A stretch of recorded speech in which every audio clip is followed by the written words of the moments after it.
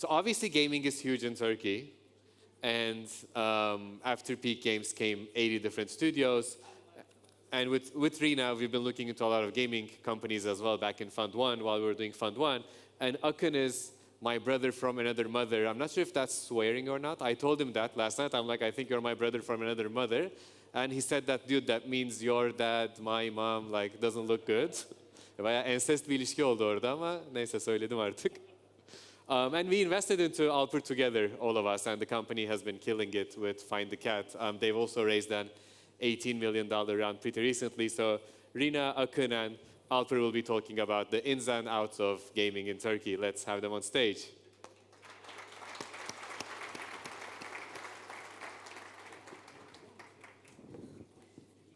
Oh, Akın, also please challenge Rina on Fund 1. Back in Fund 1, she was telling me that we shouldn't invest into gaming. It's not venturable. It's cyclical. It's like a lottery ticket. I didn't say it's not venturable. I said it's cyclical. He said it. Challenge her on that, please. No one is smart enough to challenge Rina. True. All right. Welcome, everyone. Thanks for tuning in. I'm Rina. I'll try to moderate. This is my first moderation, but it also happens to be Alper's first panel, so... Never forget your first time. All right. Okay, so for the ones who don't know them, let me just do a brief intro and you can add on as much as you like. Alper is a portfolio company. We've met him a couple years ago. I just remember my first meeting with you. I was so very impressed. I didn't care about what you were going to do. I said, just let's invest. And he's the co-founder, CEO of Agave, maker of Find the Cat. Fantastic game. And Akın, we go way back, like way back. Met when you were an operator still, Facebook, and then you moved to King, and then you co-founded Tripledot, which is a unicorn based out of London, focused on forever franchise, evergreen games like Sudoku, Solitaire, and then some others. And now, solo GP of Arcadia. Okay, so I'll try to start with you, Akın, because I'm very interested in your move from Tripledot to Arcadia, what led that. But tell us first about Tripledot and the types of games that you build, which is these evergreen games that everybody loves. What distinguished you when you were, doing another block game or another solitaire? Like, what made you guys so successful? It's such a great pleasure, by the way. I'm like, for people that don't know, Rina is really one of the smartest, if not the smartest person I know. And Alper is such an amazing legend in the making. So I'm not a gamer. I don't actually play games that much. And I started gaming because I fell in love with the psychology behind games. And the idea for Tripledot really came about saying that, we know there will always be a solitaire game. We know there will always be a Sudoku game. Actually, when we were trying to start Tripledot, we had 3 products in mind. One was solitaire, one was Sudoku. The other one was a Bible app. A Jew and a Turkish guy making a Bible app we thought was poetic, but it didn't happen. And our kind of operating idea was we're going to take what works, thereby we will eliminate execution, the market risk, and we'll just take on the execution risk. And what we say is we are data nerds at heart, and we will do not one thing 100% differently, we will do 100 things 1% differently, and they will kind of aggregate in total and allow us to compete, etc. So that started out in 2018. We quickly grew, became profitable. We were named the fastest growing company in Europe in 2023. And last year, I kind of had a moment where I said, this is a large company now. I still enjoy it, but I'm very much of a 0 to 1 person at heart. And I've been actively angel investing in a bunch of companies, including you guys know. So that's where I really get energized. And I said, okay, let me do that full time. So here I am. Fantastic. And before I move to you, Alper, even within Tripledot, I think you guys had an evolution, and I'm going to tie that to Agave, where you guys started building these games and then you got really acquisitive, like a lot of M&A, studios left and right. What was the motivation behind that? While you were still so young, why did you also start looking to invest in external studios that would also build for you guys? Sure. What a lot of people don't actually know, the Tripledot story began as we were going to buy companies to start with. Okay. We looked into buying Gram Games even back in the day, and we just couldn't execute that. So we just said, okay, let's do our own games. But we always had that because we always believed it was a perfect market to kind of, enjoy scale at a very high level. I don't mean just synergistically. I mean, when you have a large scale, things get a lot easier you see a lot more data. That data powers the whole machine, etc. So that was always the thesis. So we said, let's start building these games that we've been wanting to build, that are evergreen, that are going to live for a very, very long time. And we're talking in States, some people think we do hyper-casual games, which is so silly because we're like the opposite of hyper-casual in so many ways. But our games will hopefully live for a very, very, very long time. Those are the games we're doing.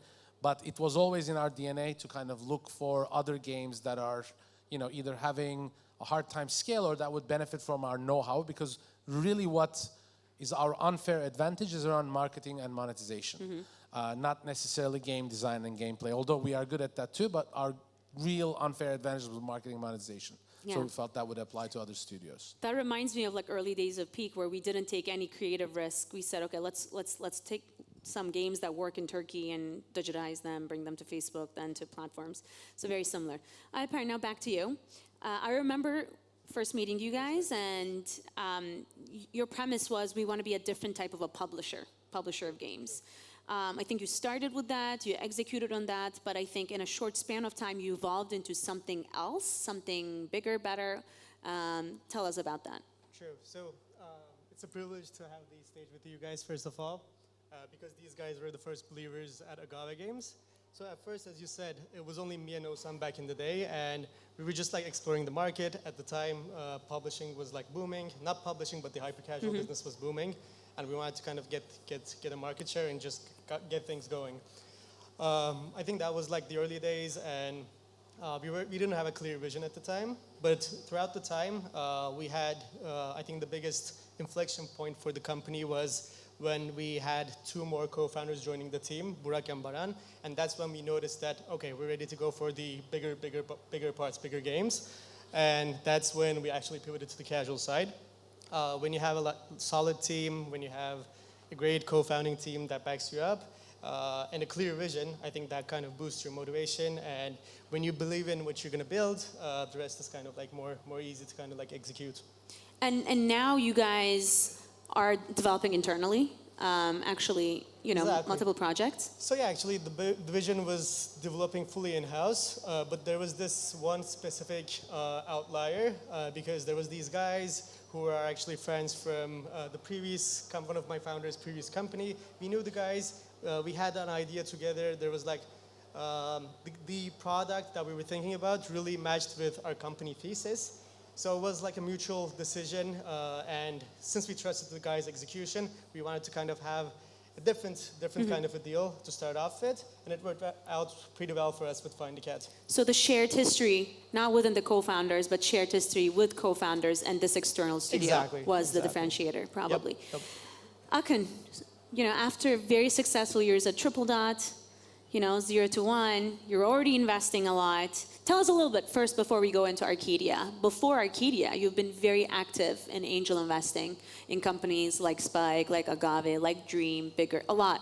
So tell us a little bit about what prompted that, because not a lot of entrepreneurs or founders, when they're so focused on execution and operations, have the mindset or the mental capacity to also invest. Yeah, I mean, we did a lot of things, I think, a little bit different. Like, for instance, we started another company while we were running Tripledot. Yeah, Rina. Right? Okay. So we tell, people that we talk to, like, you have to focus. Yes, but there's always some nuance, some exceptions, etc. In my case, I never sought out to necessarily become an angel investor. I actually think being an angel investor, if you don't have a real asymmetric information edge, is kind of silly. Because, like, if I were to angel invest in electric vehicle companies or defense tech, like, there's no sensible reason I should see a deal and invest, or there's no value I can add, etc. Just mobile gaming, I think just because I'm so old and in it for so long, I do have an information edge, and I do have, I've seen a lot of really successful companies like the one you started, Peak, and And Skype is different. I You know. didn't It's start dead it, now, yes. so. I worked at Skype though, yes. So I do have a symmetry of information there. So really started by, honestly partnering with people I knew. Like I knew you for tens of years probably. Soner the same way, Hakan the same. You guys I met recently, but I know, you for, feels like for very long. So it started out actually not for financial gain. It started out as like, how can I be useful to the people I know? And it sounds like motherhood and apple pie a little bit, but it's true. Also, how can I actually understand what's happening in the ecosystem and be inspired? So that's how it started. And then, next thing I knew, I was invested in a bunch of companies, some of which were very successful, some of which are not around anymore. But that's the story of life, right? Exactly. So, That's the story of investing, for sure. exactly. So that was the genesis of this journey, I guess. It's interesting you pointed that out because when we first built Spyke and raised a $5 million seed round, Akın was the only other person as an individual who was on the cap table, and people would ask me, like, you clearly don't need the money because you guys did the 5 million round. Like, why are you, and you're a second-time entrepreneur, like, why? And I always said, there's so much he brings to the table. I like talking to him. I like bouncing ideas off of him. And I think what you said about that asymmetric information of knowing the industry so well, and you're a walking LinkedIn is what I call you. So that makes sense. And then you were so good with that, and that was so organic. Yeah. You invested in the people you loved, people you knew, people you recently met, but kind of understood their capabilities. Then what prompted the move into institutionalizing that into Arcadia? So it honestly fell on my lap. Like, I wish I could, like a lot of these things in life, there's, people think there's a master plan. You think 5 years, 10 years ahead of time. At least in my case, that's not the case. So I wanted to leave Tripledot, and just because I get energized from the 0 to 1. And I was going to continue angel investing, and I was thinking of just spending more time with, Enis and you guys, etc. And then I got approached by a big institution in the US that said, hey, we would like to partner with you. And initially I was kind of a little bit hesitant, but I do love them. They have a lot of capabilities they bring to bear. And then what attracted me to this is I could do what I was gonna do anyway, but at scale. So it's a single LP fund. I also obviously put some of my own money in it, but really there's no other LPs. And my wife told me, like, if you manage other people's money, you will get stressed. It doesn't feel like I'm managing other people's money because it's such a large institution. But I can get to do, really cool things, if people like, if whatever, if, Agave needs another round or something in the future, I'm there, hopefully. Although Your you guys wife are said gonna that is very smart. too expensive, probably, yes. Yes. I'm sad that we missed the last No, one. it's, but so that's what prompted it. Perfect. So now back to Agave. Let's talk about Find the Cat, which has been kind of like a sensation. It's like a trend, both in terms of mechanic, gameplay, now steeping into user acquisition creatives. We see it everywhere. Obviously, people who are from gaming know what to look for when we're looking for a hit, but obviously they're non-gaming people. So let's kind of take it down a little bit. How did you know, when did you know that Find a Cat was going to be a hit? Sure. I guess I can start from the beginning. So basically, our company thesis is trying to find the pain points of the proven mechanics and trying to find the best possible solutions to those pain points to redefine some of the well-known genres in the market. So Find a Cat was the perfect example for this.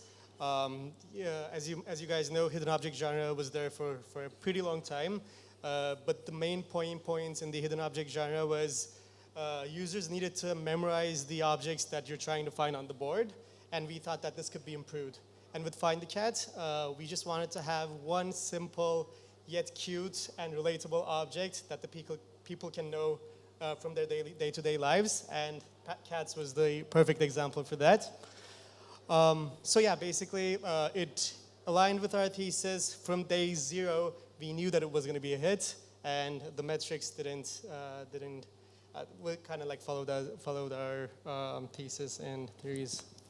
Also, one of the pain points of a hidden object was the difficulty in creating the assets, the art, like that entire scene which took probably weeks by artists who were drawing it by hand. And now I'm sure with the advancements in AI, and it's just everything. so much smoother, easier, faster, right? Exactly, yeah. There's like definitely a huge room of improvement with the AI space as well.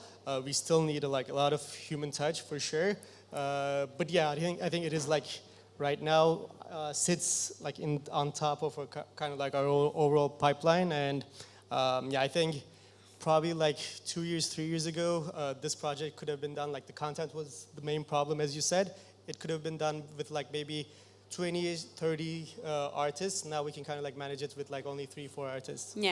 Yeah, that's the change. And we're seeing adoption of Gen AI a lot in every aspect of gaming, which brings me to my, I guess, next question for Akın. I know you're primarily focused on mobile gaming, not even general gaming, but mobile gaming, which is fantastic because Istanbul is the right place to be for that, even though you're not based here. I mean, you keep coming back and forth. But I know you're also interested in like gaming tangent stuff, right? So what else are you looking at? Not naming any specific deals you've done. No, so I invested in, very nice layup, thank you. I invested in Layer AI, which I know Enis also invested in. I mean, yes, I would say those are more opportunistic things. Yeah. And if I see a company that is tangentially related Yeah. to mobile gaming and So is that within the mandate? it's within the, there's really no mandate, to be honest, genuinely. It's like, This is an amazing fun. No LPs, no mandate. no, it's really, I'm I mean, so no wonder fortunate. you're so happy. Yeah, exactly. I mean, no, it's basically a WhatsApp message. Hey, I have this company. What do you guys think? And they're like, yeah, let's talk about it. We talk about it. And if it's something that they don't fully have Hate. confidence, but you know, it's hard to not have confidence on stuff around AI, Yeah. right? So, and then typically the bar for those are higher. So mobile gaming, like I don't understand anything about PC console gaming. Sometimes people ask me, I'm like, you might as well be asking me about e-commerce. Like I have really no idea. Mobile gaming, I kind of understand, but for AI, it's kind of like the bar is a lot higher. So those companies have to have metrics that I can actually understand. You know, like Layer is growing like, they're really growing fast. There's another company called Set AI out of Israel that we're talking about backstage. Yeah. So they will happen, but they're the exception, not the norm. Okay, good to know. Alper, back to you. So you had Find the Cat, which was amazingly successful, even maybe beyond your expectations, and became like this cultural phenomenon of some sort, especially in gaming. But you're also working on a new game, even though it's not fully fledged launched. You know, it took effort and focus. Tell us the metrics. Well, Enis asked me to ask the metrics. I don't want to put him on the spot, but if you're willing to volunteer it, please. I'm not going to ask if you want to volunteer it. But the thing is... Probably private after that. Okay. I mean, I know the metrics privately, so... but in terms of the new game, like while you have something that really works well, what prompted the decision? Like, was it scary to say, okay, I'm going to like divert some of my focus onto this new thing, which might or might not work? And it might be detrimental to the thing that actually does work. So what made you make that decision? I think one of the biggest advantages of our core founding team is we have 4 product/growth founders. So we have the opportunity to kind of like split and work on separate titles together. And I think at first we needed to build a solid engineering culture and development culture. And once we knew that we have that in place, I think that's when we decided to kind of like split and work on multiple titles at the same time. And yeah, as you said, we're working on these, actually 2 more titles. Okay. One of them, I'll leave it as a surprise. We're going to be launching it in a month. Okay.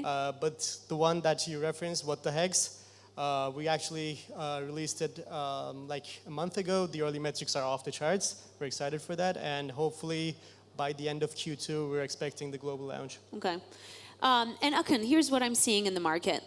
Correct me or tell me how you see it evolve. So there was a period where anybody who said we're XP something, we have a gaming company. They raised seed financing at like obnoxious levels very quickly. And then there were some others who were caught in the wave with the bull market where they actually raised the Series A's, even pre-product, pre-revenue, or product but pre-revenue. and Spyke is one of those companies. And then the market crashed, right? And at that point, a lot of these mid-tier, like trying to move into Series A, had a difficult time because now VCs were asking them to show actual figures and numbers and KPIs, and a lot of the people didn't have those. I'm seeing it ease up a little bit again. We're seeing a lot of activity in Series A with newcomers like you to the market, and E2 VC is also very active in gaming and some others. And how do you see now? Do you see the blockage completely resolved, or is it now pushed even more downstream to Series B when you try to raise like 50 plus million rounds, and now you have to see even more metrics? I mean, I think there's a few things that happen. It's definitely not 2021 yet, but the second order, third order effects of the funds that raised in those times is being felt, because those funds that they raised right before the crash they couldn't deploy, they're now under pressure to deploy and show returns. So I think it goes in cycles. There's definitely a lot of interest. Also, we are kind of in a local maxima in Istanbul, I think, because like what is cybersecurity for Israel is like gaming for Turkey, I think. So this is the center of the universe a little bit. So whatever drought you have in the market is probably felt a lot less here. And it is, something that, people leave, good job games, start other companies, peak, start other companies. So that thesis will only get even stronger and stronger. And like you guys, I mean, you graduated from UC Berkeley and started a gaming company, right? So like if you have, number one graduate from like Boğaziçi or ODTÜ, they're not going to McKinsey and Goldman Sachs anymore. They're going to, other like Spyke, Dream, Agave, etc. So because of that, I think it's not the same the rest of the world. What's probably happening is, yes, it's a lot tougher because it's a lot more competitive. And we talked about it. I think it had a lot to do with China making their market a lot tougher to publish games in. Thanks, Diana, for that. We have Tencent to thank for that. So because of that, the Chinese companies actually came to the Western market. And the only people that could compete with the Chinese companies were Turkish companies, because people here work insane hours. And that's not the case in Europe or in the US. They don't work as hard. So gaming is not an innovation category, it's an iteration category, right? And to iterate, it's just a matter of putting in the hours and getting the output. Even that doesn't guarantee success, but it's at table stakes. So yes, there's a lot of capital still, I think, waiting to be deployed. But also there are other capital sources available right now, like, this customer value fund we're talking about. So there's, if you don't have to do growth rounds anymore, you can actually get different forms of whatever you want to call it, UA financing, cohort-based financing, or whatever. So there's more diversity of funding options and solutions available for entrepreneurs. And gaming has always been a very capital-efficient category in a way, because, we can start a gaming company, 3 people. Wait, capital efficient? Hold on there. It's very capital efficient to build. Yes. Let me take that to Alper, who's feeling the brunt. I think because 5 years ago, if you made an amazing game, it didn't have to be even unique or creative, but if you out-executed somebody in the market and were the best executed version of that genre or that sub-genre, I think you could expect things to go your way, right? Now, a good product alone isn't enough unless you have loads of money to spend. So what do you think about that? Yeah, no, I think like years ago, the golden cohorts were like much smaller. Now with like F11 and all those kind of like big ad tech companies improving their algorithms, I think you can get like, I don't know, like without reaching like 1 million users, you really cannot understand your metrics. So to reach those audiences, you need to spend a lot of money. So it is definitely not cost efficient, I think. And right now, with the given competition levels, the salaries and everything, the expectations in the market in Turkey is also exceeding what it was before. And I think, it's EU levels, I think here. I think more than EU levels, probably. Yeah, I think so too. Especially with the competitive ones. I don't think we can talk about like competitive advantage in terms of cheap labor. Turkey's not cheap labor for gaming anymore. For sure. So how does that make you feel? Because what the heck, you're competing against giants. And then if you can't outspend, if you can't outbid, then you have to bet that your product is exponentially better, I guess. True. I think we're mainly our thesis is mainly make sure that the product has the leverage to the competition. We just want to do another like match 3 game, you know? We want to make sure there's like a pain point that we can solve and kind of like make a competitive advantage on the product side. But even if that is in place, you still need to kind of like spend. And yeah, thanks to, I guess, the funds that has supported us, I think we're a little bit in a better place to kind of like access to more capital. And as you suggested, there's like a lot of like UA financing options as well. So I think if you have the metrics, if you have basically the metrics to kind of back you up, it is still easy to access to capital. Akın, so you invest in a lot of mobile casual puzzle makers, which do tend to like build competitive products, right? And they're essentially competing with each other in a small physical market, even though the audience is widespread. First of all, does that create any conflict? It does, but as long as you are, I think, upfront about the fact that you will do it, and as long as you do it in a, thoughtful way, it has been very manageable. So I haven't had any problems. But what type of conviction do you need when you're investing, let's say, another match 3 game? Yeah, I mean, so times change a lot, obviously. So, match 3 is a lot more crowded. The bar is a lot higher, for sure. It all starts with the team, as you guys know, at the pre-seed. And one thing is, the more success stories there are, the more graduates of those success stories are in the market, right? So, that's actually makes my job a lot easier in a way, because there's a lot more high-quality teams that are being born out of those companies' peak, dream, etc. But of course, you have to find the balance between, you can't just say, oh, I like the team, I don't care what you guys are doing. But in a way, you don't really care what they're doing. It's just you care why they're doing what they're doing, right? So you care about, have they thought it through? What's the thesis? And the conviction is, around this team can actually execute on this, not the market, So I probably am not doing a good job if I don't back a great team just because they're doing a product I don't like. Okay. So. And I think that was the case with us as well. Yeah, I mean, exactly. Like when we started talking to you guys had a completely different product idea, etc. At the end of the day, we even said like, this may not work, but we don't care. Yeah. Because like, what do we know? They'll pivot, we said. Yep. I remember. Final remarks, and so we will ask you a question. Okay, too, for your business to make sense, you need liquidity, right? Yes. Public markets hate mobile gaming companies. We don't know why, but they do. And trade sales, right now it's either like tiny sales or massive sales, $1 billion plus for franchises that have established themselves as category leaders and phenomenons. And a big gap in the middle where a lot of activity used to happen. Do you think that's going to change? Are you betting on it? I hope so.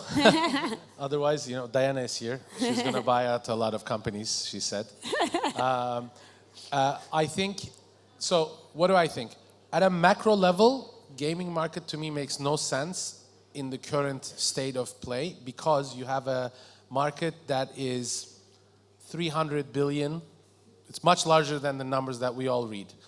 And more than half is in mobile, right? But the poster childs are in non-mobile. So you have a huge market that a small bucket actually overrepresents the public market companies, right? Yeah. Take-Two, EA, Activision, they're all non-mobile companies. Yeah. So that I think will change.